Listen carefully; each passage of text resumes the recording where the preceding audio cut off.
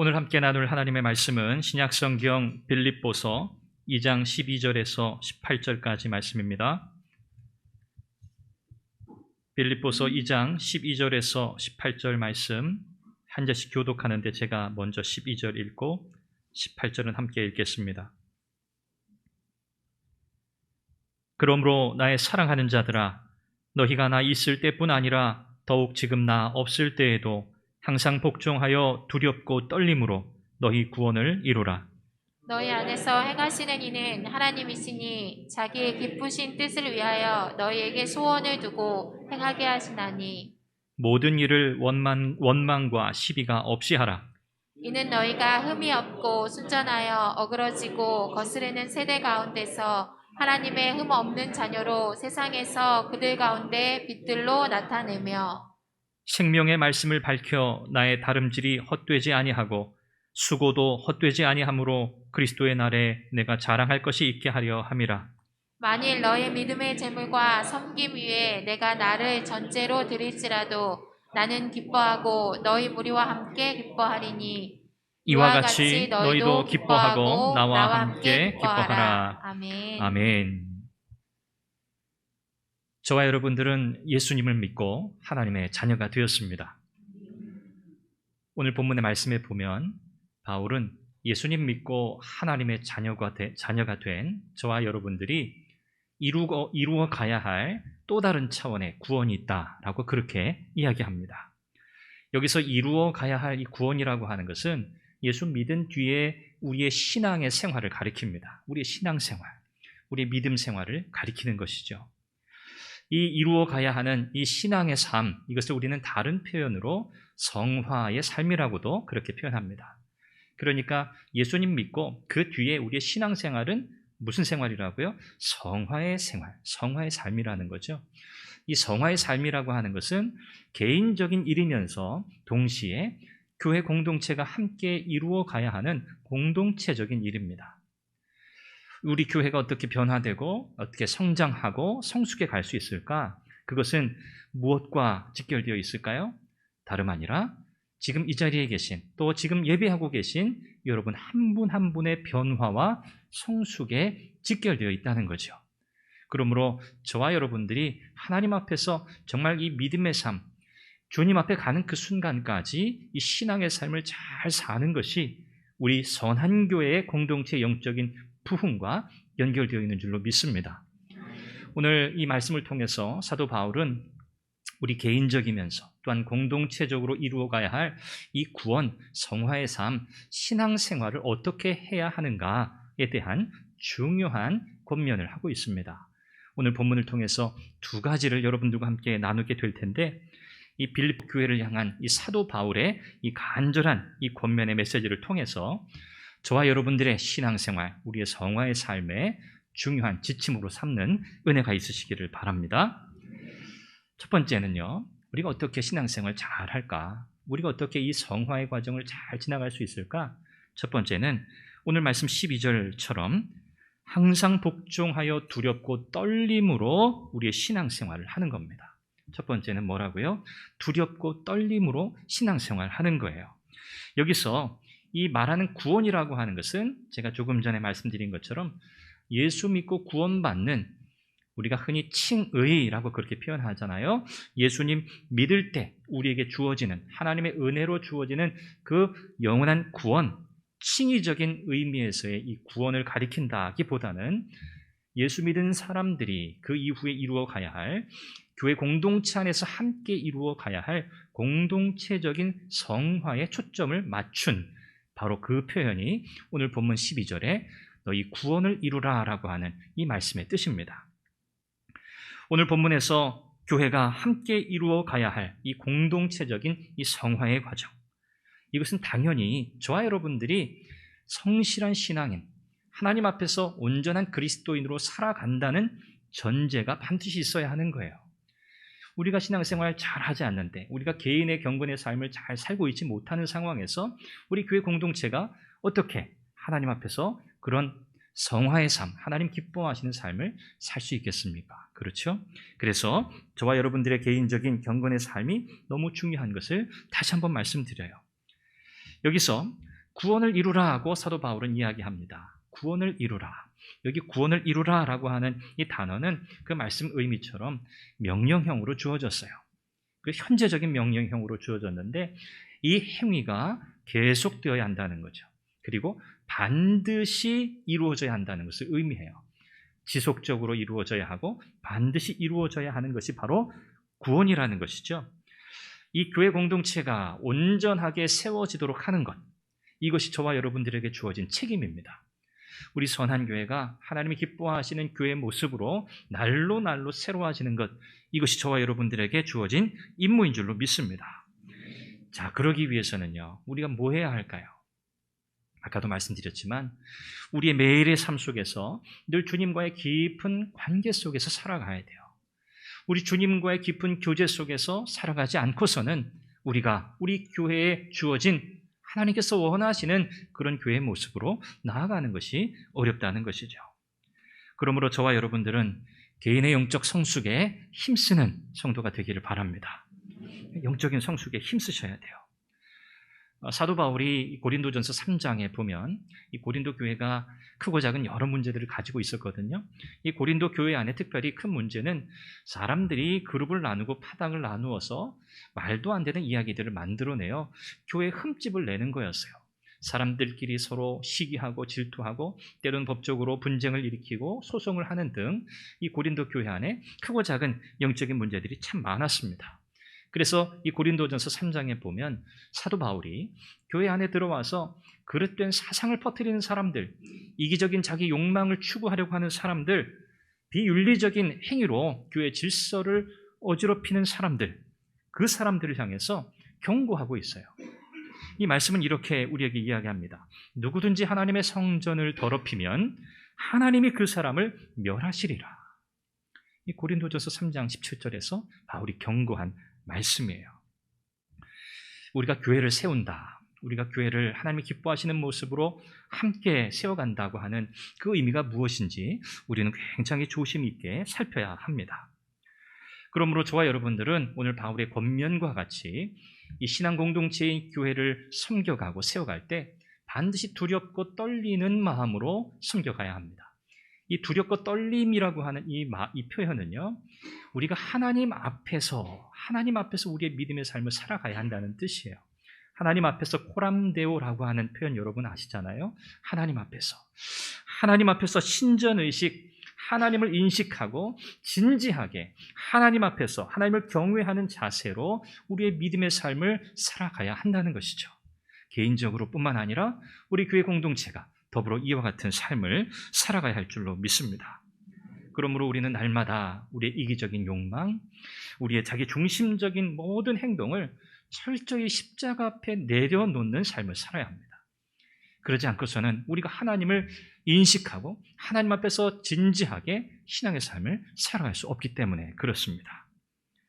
바울은 이와 같이 하나님 앞에서의 자기 인식, 하나님의 존전에서 하나님 앞에서라고 하는 중요한 이 메시지를 던진 후에 우리가 왜 이렇게 두려운 마음으로 떨리는 마음으로 신앙생활을 해야 하는가, 그 이유를 밝혀요. 이어지는 13절 말씀인데요. 오늘 우리 개역성경에는 번역되어 있지 않지만 13절 말씀은 왜냐하면이라는 단어로 시작합니다. 왜냐하면 너희 안에서 이렇게 시작하거든요. 왜냐하면 이유가 뭔가요? 왜 두렵고 떨림으로 신앙생활을 해야 하는가? 왜냐하면 너희 안에서 행하시는 이는 누구시기 때문이라고요? 하나님이시기 때문이라는 거예요. 우리 안에서 행하시는, 우리 안에서 일하시고 역사하시는 분은 하나님이시기 때문에 우리가 그 하나님을 경외하고 하나님 앞에서 온전한 마음으로 신앙의 삶을 살 뿐 아니라 교회 공동체를 세워야 한다고 이야기해요. 여기서는 하나님의 주권을 강조합니다. 하나님이 하나님의 세우신 이 교회를 주권적으로 간섭하고 계시고 지금도 섭리하고 계시는 줄 믿어요. 그렇죠? 이 교회라고 하는 것은 신령한 기관입니다. 영적인 기관이에요. 세상에 존재하는 어떤 회사, 직장, 어떤 모임, 단체와 다릅니다. 그래서 이 교회에는요, 어떤 인간적인 생각과 인간적인 목적이 추구되는 것이 아니잖아요. 그렇죠? 하나님이 세우셨고 하나님께서 원하시는 바 그분의 목적을 이루어가는 것이 교회가 존재하는 이유인 줄 믿습니다. 그러므로 우리 개인의 이기적인 욕망이 설 자리가 없죠. 인간적인 생각이 이 교회의 영적 질서를 흐트러뜨리고 어지럽힐 수 있는 그런 일이 일어나서는 안 되는 것이죠.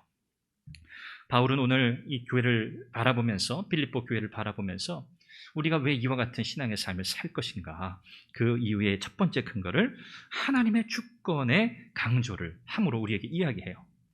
하나님께서 저와 여러분들 가운데 역사하셔서 우리의 마음속에 하나님이 기뻐하시는 일을 하고자 하는 동기를 주십니다. 동기부여를 하시는 거예요. 그리고 동기부여를 하실 뿐만 아니라 그 일을 감당할 수 있는 무엇도 주신다고요? 능력도 주시는 줄 믿습니다. 이것이 하나님께서 일하시는 방식이에요. 하나님은 오늘 이 선한 교회 여러분 한 분 한 분의 마음속에 하나님이 기뻐하시는 것이 무엇인가를 생각하고 열망하는 그 마음을 주시는 줄 믿습니다. 그리고 그것을 이룰 능력이 우리에게는 없거든요. 나에게는 없어요. 내 힘과 지혜와 능력으로 할 수 없어요. 그래서 하나님은 그것을 이룰 수 있는 능력까지도 주신다고 약속하시는 거예요. 얼마나 감사합니까? 그러므로 시작도, 과정도, 마지막 결론도 결국은 무엇이 우리를 이끄는 거예요? 하나님의 은혜가 이끄는 줄 믿습니다. 하나님의 은혜가 이끄는 거예요. 그렇죠? 이 은혜가 아니고서 우리는 결코 우리의 믿음의 삶을 살아갈 수 없어요. 오늘 성경은 하나님께서 자기의 기쁘신 뜻을 위해서 그렇게 하신다고 말씀해요. 하나님의 기쁘신 뜻, 그렇죠? 그거면 되는 거예요. 하나님이 원하시는 것, 하나님이 기뻐하시는 바를 이루시려고 하나님은 오늘 선한 교회를 세우셨고 저와 여러분들을 성도로 부르셨고 우리 안에 소망을 주시고 열망을 주시고 그것을 감당할 수 있는 능력을 주신다니 이것이야말로 얼마나 놀랍고 감사한 일인지 모릅니다. 오늘 12절과 13절을 통해서 사도 바울은 오늘 성도들이 교회를 중심으로 믿음의 여정, 믿음의 삶을 살아갈 때 교회의 하나됨, 교회의 거룩함, 하나님이 기뻐하시는 교회로 세워지는 그 삶을 위해서 하나님께서 모든 것에 다 간섭하시고 역사하신다는 사실을 우리에게 강조해주고 있어요. 우리는 연약합니다. 우리는 부족해요. 그래서 사실 하나님께서 원하시는 삶을 우리는 잘 살 수 없어요. 살지 못해요. 그런데도 불구하고 하나님께서 우리 안에서 구원의 역사를 시작하신 그 하나님께서 우리가 끝까지 갈 수 있도록 은혜를 베푸시는 줄 믿어요. 여러분, 이 사실을 확신하셔야 돼요. 하나님께서 시작하셨으니 하나님께서 끝까지 책임지신다는 확신을 가지셔야 돼요. 확신이 없으세요? 네, 확신을 가지셔야 돼요. 어려운 일들, 힘든 일들 여러분 많이 겪어오셨잖아요. 그때마다 여러분이 하셨던 그 일이 바로 여러분이 믿음으로 하나님 앞에 하나님 책임지신다는 그 믿음 속에 오신 거라고 저는 믿어요. 하나님, 이 고비도 넘겼습니다. 하나님, 앞으로 어떤 고비가 올지 모르는데 그것도 능히 넘어갈 줄 믿습니다. 왜요? 하나님께서 나와 함께 하시고 하나님께서 끝까지 책임지실 것을 믿기 때문입니다. 여러분, 이 고백이 있으시기를 바라요. 하나님의 은혜를 의지하지 않고 내 힘으로 어떻게든 거룩한 삶을 살아봐야겠다, 내 힘으로 어떻게든 참 신앙생활을 해봐야겠다라고 하는 것은요, 인간적인 생각에 불과해요. 또 다른 한편으로 하나님의 은혜를 의지하는데 스스로는 아무것도 하지 않아요. 아무런 애씀이 없어요. 노력이 없어요. 거룩한 삶을 향한 어떤 시도가 없어요. 이것은요, 사실상 하나님의 은혜를 저버리는 거나 마찬가지예요. 그래서 우리는 이 균형을 잘 잡아야 돼요. 하나님께서 오늘 저와 여러분들의 성화의 삶, 신앙생활을 하나님께서 이끌어 가시는 방법은 하나님의 주권적인 은혜, 하나님의 주권적인 은혜로 우리를 끌고 가시는 거예요. 그런데 하나님은 우리를 기계적으로 끌고 가시지 않아요. 로봇처럼 프로그래밍 해가지고 그냥 그대로 돌리시지 않아요. 하나님은 우리에게 인격을 주셨고 의지를 주셨고 예수 그리스도 안에서 거듭난 생명을 우리 안에 주셨기 때문에 우리가 그 하나님의 뜻을 바라고 추구하고 열망하고, 그래서 그것을 우리의 삶 속에 이루어 드리려고 하는 그 간절한 열망과 실천이라고 하는 우리의 애씀과 노력을 동원해서 하나님이 우리를 끌고 가시는 거예요. 그래서 우리는 이 두 가지가 다 필요해요. 하나님의 주권적인 은혜, 이것이 전제 조건이에요. 그러나 하나님은 이것만으로 우리의 삶을 이끌어가지 않으시고 우리의 삶 속에 끊임없이 성화의 삶을 살고자 하는 노력을 요구하신다는 거죠. 그래서 하나님은 온전함을 이루신다, 그분의 뜻을 이루어 가신다는 것을 여러분 꼭 기억하시기를 바랍니다. 두 번째, 우리가 어떻게 신앙생활을 잘 할 수 있을까? 우리가 이 성화의 삶을 어떻게 잘 살 수 있을까? 오늘 말씀을 보면 원망과 시비가 없이 하라, 그렇게 말씀해요. 14절에 보니까 모든 일을 원망과 시비가 없이 하라. 여러분, 이 원망과 시비라고 하는 이 표현을 딱 들으면 딱 생각나는 장면이 있어요. 상황이 있어요. 여러분, 어떤 것이 떠오르세요? 원망, 시비 또는 불평, 불만. 성경을 통해서 볼 때 이스라엘의 광야 생활이 떠올라요. 그렇죠. 출애굽한 이스라엘 백성들이 하나님이 세우신 리더였던 이 모세를 쭉 따라서 약속의 땅 가나안으로 가는 그 여정 속에 이스라엘 백성들이 보여주었던 그들의 삶의 자세와 태도와 모습, 여러분 기억하시죠? 이스라엘의 광야 40년은 한마디로 말하면 원망, 시비, 불평의 역사였어요. 이 원망이라고 하는 것, 이 원어적인 의미를 따져보면 마음속에 불만이 가득 차가지고 뒤에서 수근수근 거린다, 그런 뜻이거든요. 원망이란 단어가 그런 의미를 가지고 있어요. 마음에 들지 않아요. 불만이 가득 차 있어요. 이것을 뒤에서 다른 사람들과 함께 수근수근 거리는 그 행위를 원망이라고 그렇게 표현해요. 그리고 시비라고 하는 것, 이것은 옳고 그름을 가리는 거잖아요. 옳고 그름을 가리는 것 자체는 사실 문제가 아니겠죠. 그런데 옳고 그름을 가릴 때 마음속에 의심을 가지고 시비를 가리는 행위를 여기서 말씀하고 있어요. 여러분, 이스라엘 백성들이 출애굽해서 가나안 땅으로 향해 가는 그 동안 그 여정이 사실 쉽지 않았거든요. 그 광야의 길이라는 것이 저와 여러분들은 가보지 않았지만, 다녀보지 않았지만 어떻게 쉬웠겠습니까? 그렇죠? 너무 힘들었을 거예요. 말로 다 할 수 없이 그들이 불평과 원망을 쏟아낼 만큼 너무너무 거칠고 힘들었을 거예요. 그런 상황 속에서 그들은요, 수근수근거리고 도대체 지금 왜 우리가 이 길을 따라가야 하는지, 이것이 정말 맞는 건지, 계속 가야 할지, 저 모세라는 사람 우리가 믿을 수 없다는 생각, 또 모세를 세우신 사실 하나님께 대한 불신, 이런 마음들로 가득 차 있었어요. 하나님의 뜻을 따라가는 이 모세, 그의 리더십에 계속해서 시비를 걸었던 거죠. 여러분, 그 결과가 어떻습니까? 이 출애굽한 1세대가 약속의 땅 가나안에 들어갔나요? 가나안에 못 들어갔어요. 가나안에 들어가지 못하고 광야에서 다 죽고 말아요. 우리가 하나님의 뜻을 따라서 이 땅에서 신앙생활을 한다라고 할 때 어찌 어려운 일이 없겠습니까? 그렇죠? 경제적으로, 때로는 건강의 문제로, 때로는 관계의 문제로, 또 자녀들과 부모의 관계 속에서 셀 수 없는 문제들이, 어려움들이 너무 많다는 것을 우리는 잘 알고 있어요. 또 교회 공동체가 겪는 어려움도 있을 수 있습니다. 교회 안에 크고 작은 어려움들이 있을 수 있습니다. 그럼에도 불구하고 저와 여러분들이 마음의 중심을 바로 잡아야 하는 거죠.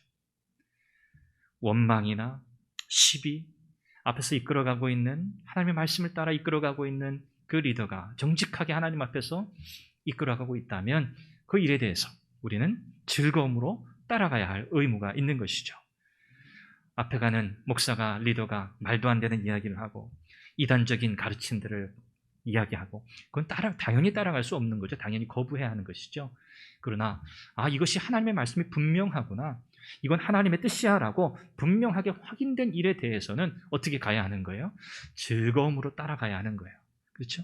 즐거움으로 순종하는 것, 거기에 하나님의 은혜가 있는 줄로 믿습니다.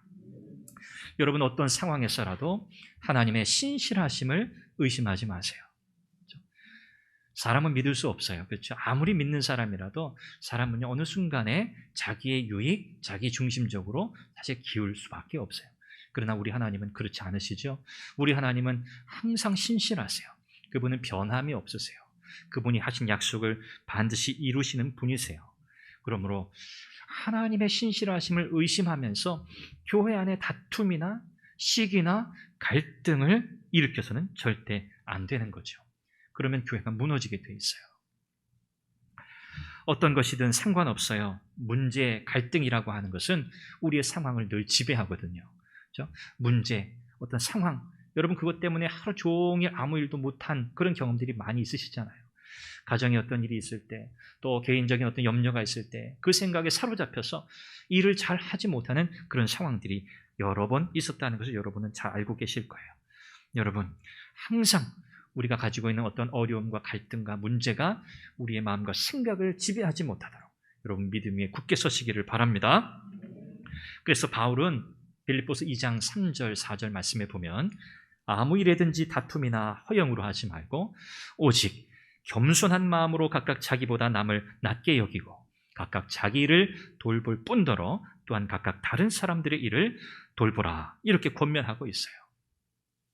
우리가 교회에서 함께 신앙의 삶을 살아간다, 우리 믿음의 지체들과 함께 이 믿음의 여정을 간다고 하는 것은 너무너무 행복하고 즐거운 일입니다.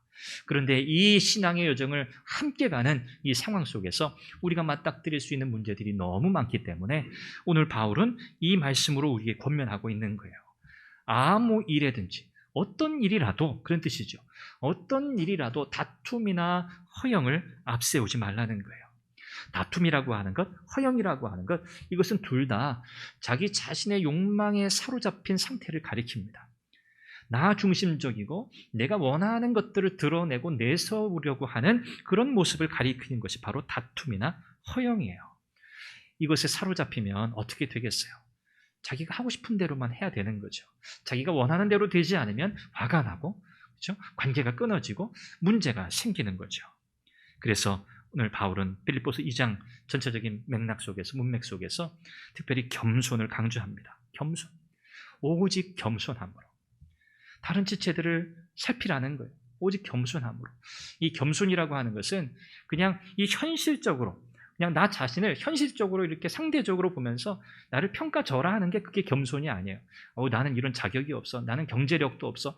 나는 뭐 많이 배우지도 못했어. 나는 할 수 있는 게 없어. 그래서 그냥 머리를 숙이는 것이 겸손이 아니라는 거예요. 이 겸손의 기준은요, 하나님의 절대적인 완전하심이에요. 하나님의 절대적인 완전하심 앞에 겸손하지 않을 사람이 어디 있습니까? 그렇죠? 우리는 다 겸손할 수밖에 없는 거거든요. 특별히 바울은 이 빌립보서 전체적인 문맥 속에서 예수님을 기억하라고 말씀하잖아요. 낮아지신 예수 그리스도를 본받으라고 말씀하잖아요. 바로 그거죠. 오늘 본문이 우리에게 말씀하는 것은 바로 이 겸손이에요. 원망과 시비가 없이 어떻게 우리가 공동체적인 성화의 삶을 이루어갈까? 우리 교회가 어떻게 하나님 기뻐하시는 모습으로 날로 성장해 갈 수 있을까? 그 비결이 바로 여기에 있어요. 겸손하는 거죠. 저 여러분들이 모두 우리 주님의 낮아지심을 본받는 성도가 될 수 있기를 간절히 바랍니다.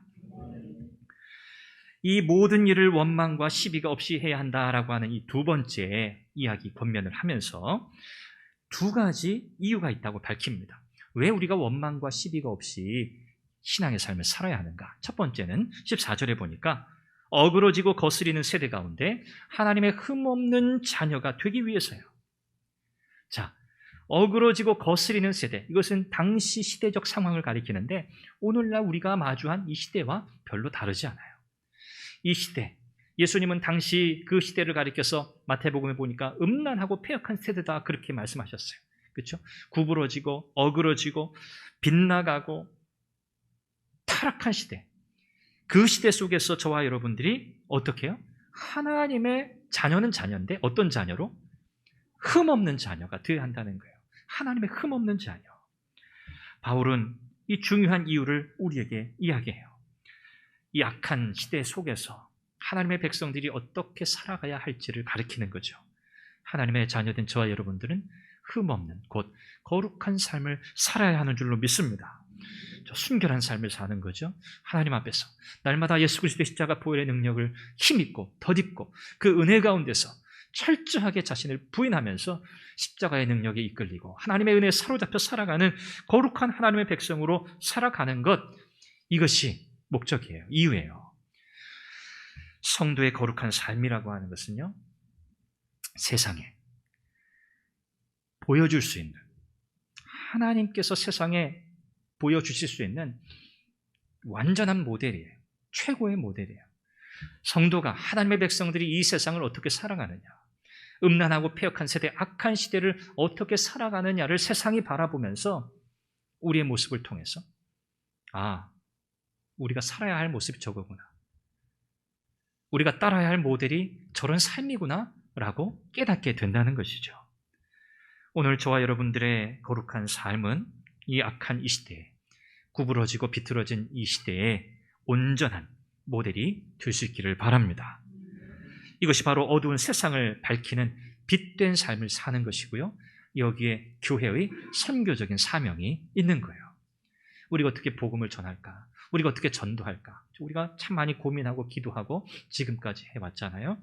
우리가 알고 있어요. 다 알고 있어요. 우리가 전하는 메시지, 예수 그리스도의 십자가, 복음, 이것은 분명해요. 확실해요. 변하지 않아요. 여기에 반드시 무엇이 따라야 해요? 우리의 흠없는 삶, 하나님의 백성으로, 하나님의 자녀로서 정말 거룩한 삶을 살아가는 우리의 삶의 실천이 반드시 뒤따라야 함을 우리가 기억해야 하겠습니다. 왜 모든 일을 원망과 시비가 없이 해야 할까? 두 번째 이유를 16절에 밝혀요. 그것은 다름 아니라 생명의 말씀을 밝히기 위해서입니다. 생명의 말씀, 이것은요, 복음을 가리켜요. 십자가 복음을 가리키는 거예요. 여기 밝힌다 그렇게 번역이 되었는데, 이 밝힌다고 하는 단어는 굳게 붙든다, 그리고 앞으로 내민다, 이런 뜻을 가지고 있어요. 굳게 꽉 쥐어잡고 앞으로 내민다. 횃불을 든다고 생각해 보세요. 횃불을 손에 꽉 쥐는 거예요. 떨어지지 않게. 그리고 그 횃불을 어떻게 해요? 앞으로 내민다는 거예요. 왜? 그 횃불의 빛을 밝히기 위해서. 그 의미가 바로 생명의 말씀을 밝힌다는, 이 밝힌다는 뜻입니다. 성도의 삶이라고 하는 것, 우리의 삶은요, 예수 그리스도 십자가의 복음을 굳게 붙드는 삶이 되어야 할 줄로 믿습니다. 저와 여러분들이 신앙생활을 할 수 있는 그 추진력, 그 힘, 원동력, 이것이 어디에서 나올까요? 예수님의 십자가예요. 십자가의 은혜 앞에 서야만 비로소 우리는 우리 자신의 처지와 형편을 다시 깨닫고 하나님의 은혜밖에는 없다는 것을 고백하게 되는 거예요. 다른 것으로는 여러분 불가능합니다. 여러분들이 매일 아침 눈을 뜨시면서 그날 마주해야 할 여러 가지 일들과 여러분이 감당하셔야 할 때로는 어려운 그 상황들을 바라보시면서 여러분 어떻게 기도하세요? 주님, 주님의 십자가로, 주님의 십자가 은혜로 날 붙들어 주십시오. 하나님의 은혜로 오늘도 내가 감당해야 할 일들을 능히 감당할 수 있게 해주십시오. 주님의 은혜만을 구합니다. 여러분 그렇게 기도하시잖아요. 여러분 잘하시는 거예요. 예수 그리스도의 십자가 은혜밖에는 우리에게 다른 답이 없습니다. 이 생명의 말씀, 이 생명의 말씀, 이 복음은 바로 우리에게 생명을 주는 하나님의 말씀이기 때문에 그렇습니다. 여러분 그래서 복음에 대한 확신이 있으셔야 돼요. 십자가의 은혜에 대한 확신이 있으셔야 돼요. 이 확신을 가지고 우리가 담대하게 세상의 복음을 전파하며 나아갈 때 저와 여러분들의 삶은 어둠 속에서 갈 길을 알지 못하고 방황하고 있는 이 악한 이 세상에 조명이 될 것입니다. 세상을 환히 밝혀주고 이 길로 가야 합니다. 여러분 이곳으로 가야 해요라고 밝히 인도하는 그런 빛이 될 줄로 믿습니다. 오늘 빌립보 교회를 향한 사도 바울의 간절한 이 권면의 말씀과 같이 우리 선한 교회는 하나님을 경외하는 순전한 성도들이, 저와 여러분들이 공동체적인 이 성화를 이루어가는 그런 교회 되기를 원합니다.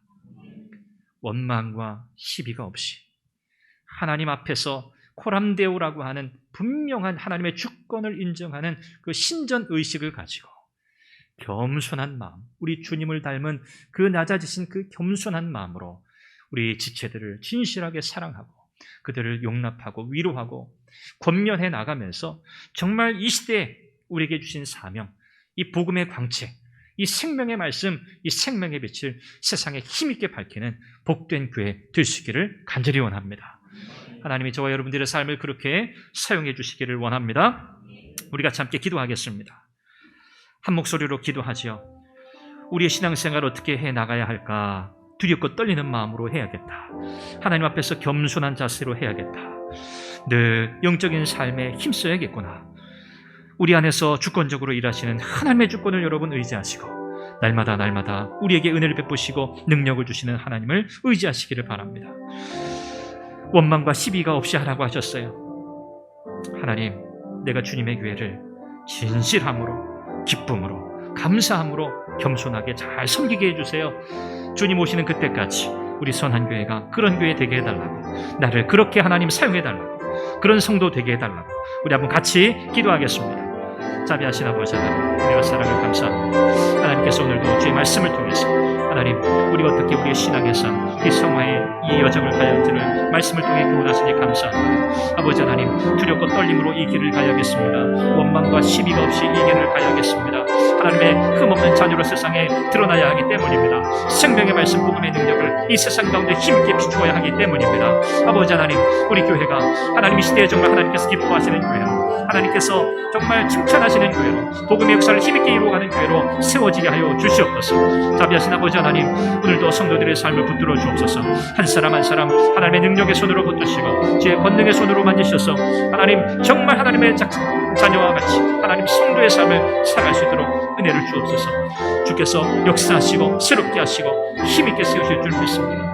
우리 교회의 선교적 사명이 여기 있는 줄로 믿고 하나님, 우리의 삶을 하나님 기뻐하시는 요룩한 삶으로 드릴 수 있도록 인도하여 주시옵소서. 우리가 넘어가야 할 모든 문제에서 마음들 속에 하나님 역사하셔서 하나님의 선한 뜻을 이루게 하여 주옵소서. 자비하신 하나님, 은혜를 감사합니다. 예수님 믿고 구원받은 이후 우리가 어떻게 신앙생활을 해야 할지, 우리가 어떻게 하나님을 기쁘시게 하는 신앙 공동체로 세워져 가야 할지를 말씀을 통해 다시 깨닫게 하시고 권면하시니 감사합니다. 하나님, 주의 말씀과 같이 두렵고 떨림으로 늘 하나님을 경외하며 나아가는 선한 교회가 되게 해 주옵소서.